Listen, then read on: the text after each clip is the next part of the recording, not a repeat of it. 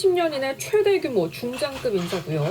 육군 6개 군단의 군단장이 모두 바뀌고 공군 해군 전력의 핵심인 공군작전사령관과 해군작전사령관이 모두 교체되면서 역대급 물갈이란 평가가 나오고 있습니다.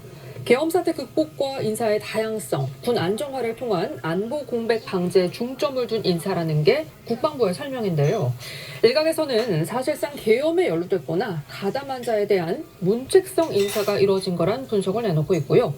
관련해 지난달 국무회의에서 안규백 국방부 장관을 향해 이 계엄 연루자들이 군 인사 진급 대상에 포함됐다며 잘 골라내라고 했던 이 대통령의 발언도 다시 회자되고 있습니다. 직접 들어보시죠. 어쨌든 잘 골라내십시오. 특히 인사에 있어서 가담 정도가 극히 경미하더라도 어쨌든 가담을 한 게 사실이면, 부역한 게 사실이면 그건 뭐 승진시키는 거 말이 안 되잖아, 그죠? 그러면 인사제도상에 불가피한 점이 있는데 확인되면 배제는 당연히 할 수 있고 승진한 후에라도 좀 취소하면 되는 거죠. 이번 인사를 하는 과정에서 특히 이제 여러 언론들이 주목한 부분이 바로 이겁니다. 대상자들을 심사하는 과정에서요.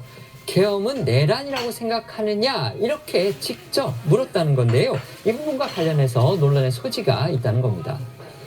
그렇습니다. 지난 9월 정부는 합참의장 등 윤석열 정부에서 임명된 대장 7명을 모두 교체하는 인사를 단행했는데요. 당시 계엄에 대한 입장을 묻는 절차가 있었던 것으로 알려졌었고 이번 인사에서도 마찬가지였던 것으로 전해졌습니다. 조선일보에 따르면요, 이 한 군 소식통이 인사 대상자를 상대로 계엄은 내란이었느냐는 식으로 입장을 물었던 것으로 안다. 이런 식이면 진급 안 하겠다고 말한 장성도 있었던 것으로 안다고 전했습니다.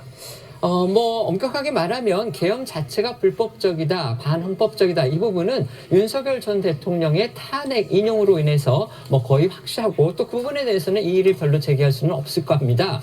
하지만 윤석열 전 대통령 엄격히 말하면 내란 혐의에 관해서는 현재 재판을 받고 있습니다. 그래서 재판을 통해서 확정적으로 법원의 판결이 나올 경우에 그 내란 부분에 대해서 이제 기정사실이 되는 건데 그러기도 전에 이렇게 먼저 지금 정부 안에서 일종의 그 내란으로 보느냐라는 식으로 하는 거는 사실 답이 정해져 있다고 볼 수밖에 없기 때문에 이건 인사 대상자들에 대해서 일종의 사상 검증을 하는 것이냐 양심 고백을 강요하는 거냐 지금 이런 비판이 야당 안에서는 나오고 있는 겁니다.